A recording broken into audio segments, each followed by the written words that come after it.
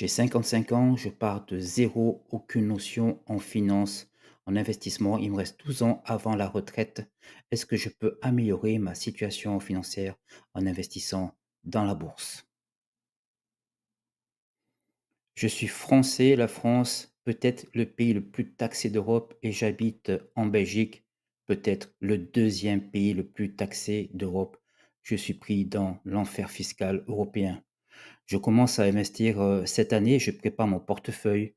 Aujourd'hui, j'ai 300 euros par mois à investir jusqu'à la fin de l'année et à partir de 2026, j'aurai 700 euros par mois à investir sans dégrader ma situation financière, actuelle.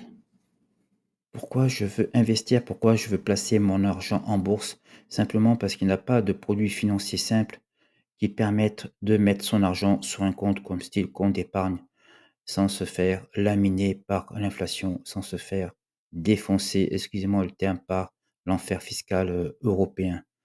Donc première étape, battre l'inflation, ne pas perdre de la valeur sur l'argent mis de côté et aussi un complément, de retraite mensualisé d'environ 400 euros qui s'ajoutera, bah, à ma future retraite et ensuite transmettre le portefeuille à mes enfants dont j'espère pouvoir leur faire un beau cadeau, faire grandir tout ça parce que je ne sais pas si eux, ils auront la chance d'avoir une retraite, en tout cas telle qu'on la connaît aujourd'hui.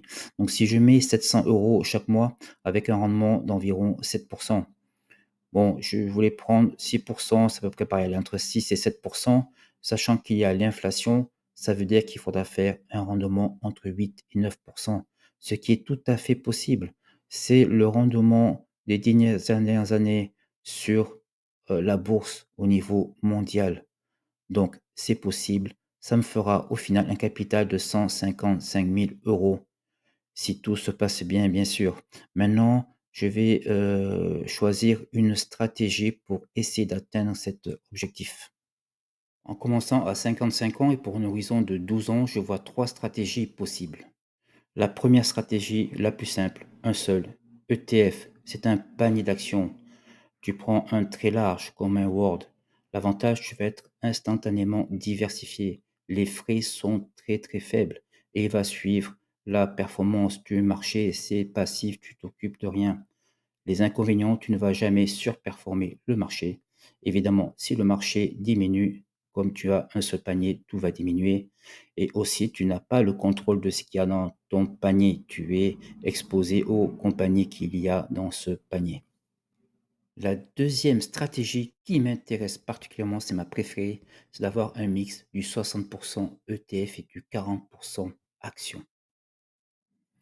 Une base stable avec, l'ETF, un ETF bien choisi évidemment, qui va te permettre de suivre le marché et sur du très long terme, le marché est plutôt à la hausse, en tout cas sur le passé.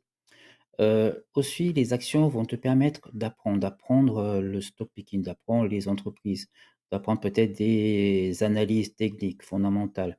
Donc ça peut être très intéressant et aussi ça peut t'amener, un potentiel de surperformance. C'est à travers que tes actions, peut-être tu vas bien, dépasser ton indice, soit battre le marché. Et de l'autre côté, évidemment, si tu choisis pas bien tes actions, tu as un risque un petit peu de couler ton portefeuille, ce serait un petit peu dommage et ça prend énormément de temps de choisir, de se renseigner de sur l'actualité. Enfin, c'est un travail immense et évidemment, il y a aussi tout ce qui est émotion. Ça, c'est vraiment très, très dur, à gérer pour par expérience. Quand tu vois tes actions qui descendent brutalement, eh bien, tu sais pas quoi faire, tu as envie de les vendre, tu sais pas. Donc il faut résister à tout ça et c'est pas facile. Mais d'un autre côté, cette, stratégie avec une grande part, sur l'ETF, 60, imaginons 4 actions à 10, ça reste un bon équilibre avec quelque chose, tu vas pas trop t'occuper et des actions, une partie plus réduite pour, apprendre et peut-être, à terme évoluer vers un type de portefeuille, 100 actions, pourquoi pas, quoi. Et la troisième stratégie qui m'intéresse, c'est un mix entre une base solide ETF du 70 et 30 des actions à dividendes. Alors, l'avantage de ceci, c'est que les dividendes t'amènent un revenu croissant. Tes dividendes peuvent augmenter chaque année évidemment si tu prends les bonnes sociétés. Ça te protège quelque part, du côté de l'inflation, si la croissance est supérieure à l'inflation et ça t'amène un confort, psychologique. Tu touches de l'argent de ton investissement. Tu matérialises ton investissement, même si cette valeur est détachée du prix de l'action. D'un autre côté, les résultats sont très, très lents. Il faut des années pour arriver à te constituer un revenu significatif avec des dividendes où il faut énormément, d'investissement. Voilà, c'est très long, ça «coûte cher» entre guillemets pour investir et il faut faire, attention aussi à certains pièges. C'est que certains dividendes sont très, très élevés. Attention, ça peut être, un piège, ça peut être, le pot de miel pour attirer, l'ours. Ça peut être un dividende qui ne va pas être, soutenu, ou durable à long terme et aussi le risque de concentration, en tout cas pour, les actions, françaises. On retrouve, souvent les actions à dividendes un petit peu dans les mêmes secteurs, donc ça risque de un petit peu bloquer ta diversification.